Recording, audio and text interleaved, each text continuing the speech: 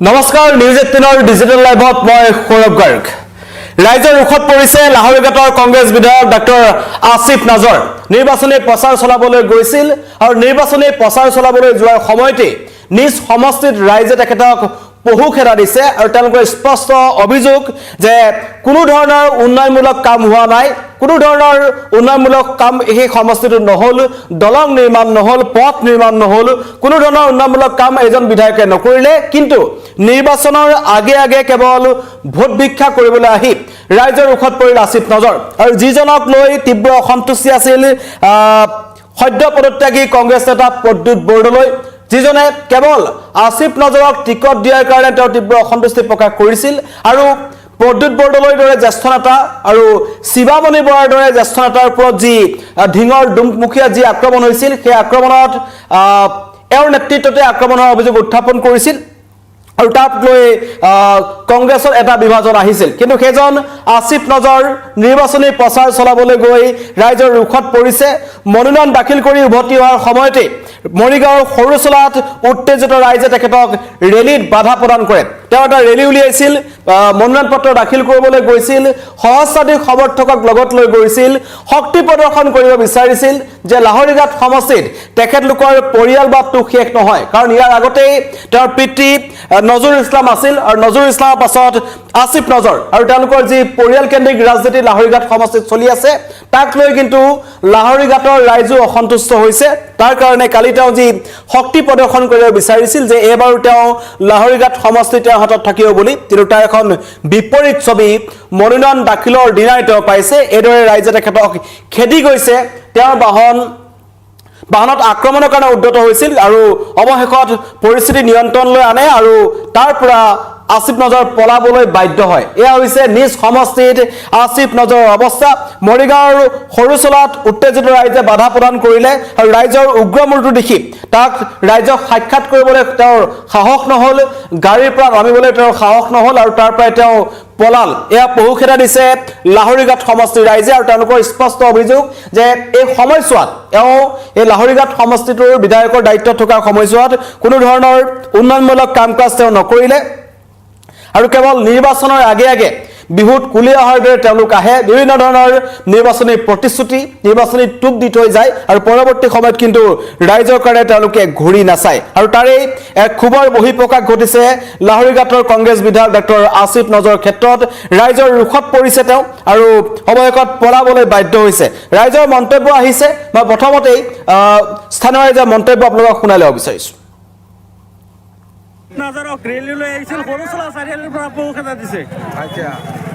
মই মানে ৰাইজ হুলস্থুল লাগিছে চিঞৰ বাখৰ কৰি আছে মই দৌৰা দৌৰি কৰি আহিছোঁ আহি দেখিছোঁ যে লাহৰীঘাট সমষ্টিৰ বিধায়ক আসিফ নাজাৰক ৰাইজে বহু খেদা দিছে মই সুধিছোঁ কিহৰ হাল্লা কৈছে যে আসিফ নাজাৰ আহিছিল ইয়াত ভোট মাগিবৰ কাৰণে ভোট খুজিবৰ কাৰণে পিছত ৰাইজৰ উন্নয়নমূলক কাম হোৱা নাই ৰাস্তা ঘাটৰ কাম হোৱা নাই সেইবাবে ৰাইজে মানে বহু খেদা দিছে উত্তৰ ফালে কামিয়াৰ ফৰ্ম হৈ পৰ্টং দিলে প্ৰথম দিনতে বহু খেদা আজি ৰাইজে আসিফ মহম্মদ নাজাৰক ৰেলীলৈ আহিছিল সৰুচলা চাৰিআলিৰ পৰা বহু খেদা দিছে আচ্ছা মই মানে ৰাইজ হুলস্থুল লাগিছে চিঞৰ বাখৰ কৰি আছে মই দৌৰা দৌৰি কৰি আহিছোঁ আহি দেখিছোঁ যে লাহৰীঘাট সমষ্টিৰ বিধায়ক আসিফ নাজাৰক ৰাইজে বহু খেদা দিছে মই সুধিছোঁ কিহৰ হাল্লা কৈছে যে আসিফ নাজাৰ আহিছিল ইয়াত ভোট মাগিবৰ কাৰণে ভোট খুজিবৰ কাৰণে পিছত ৰাইজৰ উন্নয়নমূলক কাম হোৱা নাই ৰাস্তা ঘাটৰ কাম হোৱা নাই সেইবাবে ৰাইজে মানে বহু খেদা দিছে উত্তৰ ফালে কামিয়াৰ ফৰ্ম হৈ পৰ্টং দিলে এয়া লাহৰীঘাটৰ স্থানীয় ৰাইজৰ মন্তব্য যে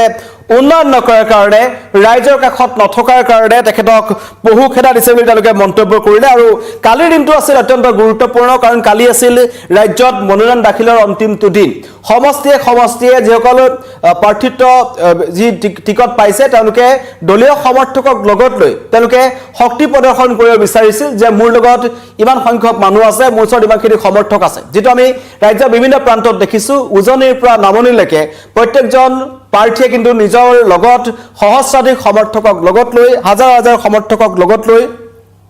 বৃহৎ ৰেলী কৰি জিলা আয়ুক্তৰ কাৰ্যালয়ত তেওঁলোকে মনোনয়ন দাখিল কৰিছিল ব্যক্তিগত নাছিল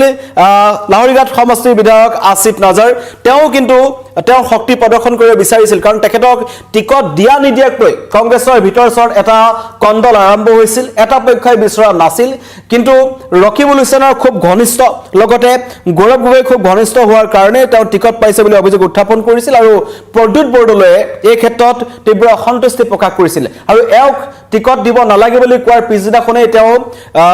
দলীয় নেতৃত্বলৈ পত্ৰ প্ৰেৰণ কৰিছিল আৰু তাৰ পিছদিনাখনেই তেওঁ বিজেপিত যোগদান কৰে বিজেপিত যোগদান কৰি এবাৰ তেওঁ গুৱাহাটীৰ সমষ্টিৰ বিজেপি প্ৰাৰ্থী কিন্তু সেই আসিফ নাজাৰক যিজন টিকট দিয়া হ'ল তেওঁ কিন্তু নিজৰ সমষ্টিতে তেখেতৰ জনপ্ৰিয়তা ওলাই পৰিছে যে নিজৰ সমষ্টিবাসী ৰাইজেই তেওঁক লৈ সন্তুষ্ট নহয় আৰু সেই কাৰণে নিৰ্বাচনী যি মনোনয়ন পত্ৰ দাখিল কৰি সেই মৰিগাঁৱৰ ফালৰ পৰা তেওঁ আহি আছিল আৰু আহি থকাৰ সময়তেই মৰিগাঁৱৰ যি সৰুচলা বুলি যিটো অঞ্চল আছে সেই সৰুচলাত তেওঁক একাংশ ৰাইজে আৱৰি ধৰে তেওঁৰ যি বাহন লৈ গৈছিল তেওঁ যি বিশাল ৰেলীৰ কাৰণে লগত গাড়ীসমূহ আছিল সেইবোৰ আগুৰি ধৰে আৰু তেখেতক প্ৰশ্ন উত্থাপন কৰে যে বিগত সময়ছোৱাত কিমান উন্নয়ন হৈছে এই সমষ্টিটোত কিন্তু তাৰ উত্তৰ দিব নোৱাৰিলে আৰু ৰাইজৰ উগ্ৰৰূপ দেখি ৰাইজৰ লগত সাক্ষাৎ নকৰি গাড়ীৰ পৰা নানামি তাৰ পৰা পলাই যাব লগা হ'ল এজন আসিফ নাজাৰ আৰু এয়া হৈছে বৰ্তমান নিজৰ সমষ্টিত তেখেতৰ অৱস্থা আৰু এতিয়া কোৱা হৈছে যে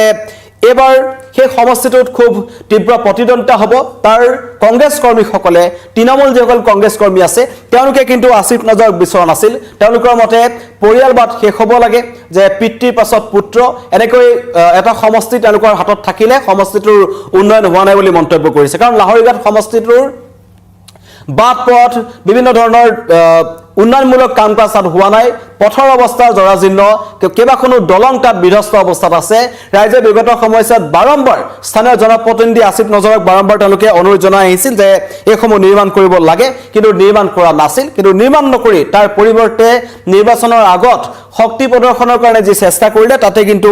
বিঘিনি ঘটিছে ৰাইজে প্ৰশ্ন উত্থাপন কৰিছে তেখেতক আবদ্ধ কৰি ৰাখিছিল আৰু পৰৱৰ্তী সময়ত ৰাইজৰ পহুখেদা এজন আসিফ নাজাৰক তাৰ পৰা পলাই যাবলৈ তেওঁ বাধ্য হৈছে লগতে ৰাজ্যৰ কেইবাটাও ঠাইত প্ৰাক নিৰ্বাচনী হিংসা দেখিবলৈ পোৱা গ'ল কালিৰ দিনটোত কাৰণ ইতিমধ্যেই এইবাৰ ৰাজনীতি যি ছাব্বিছৰ নিৰ্বাচন হৈ আছে তাত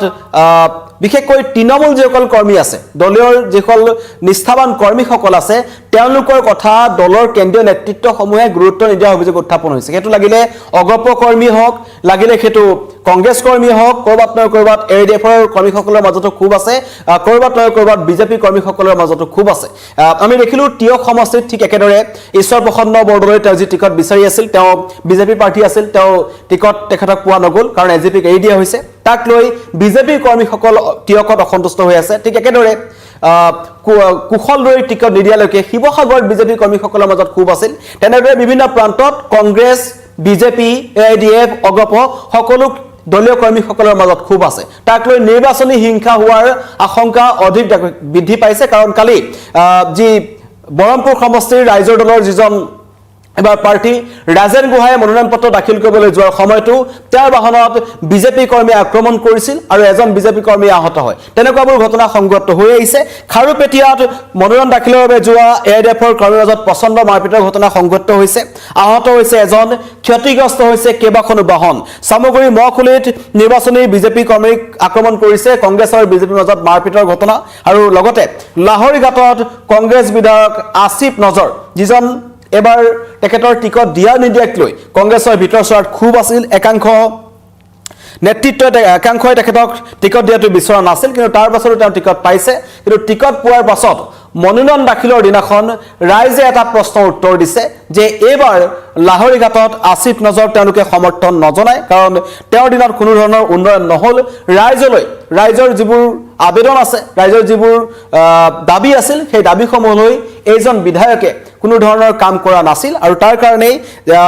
ৰাইজৰ উগ্ৰমূৰ্তি দেখি ৰাইজক সাক্ষাৎ কৰিবলৈ সাহ নহ'ল আৰু তাৰ পৰা পলায়ন কৰিবলৈ বাধ্য হৈছে এজন আসিফ নাজাৰ ধন্যবাদ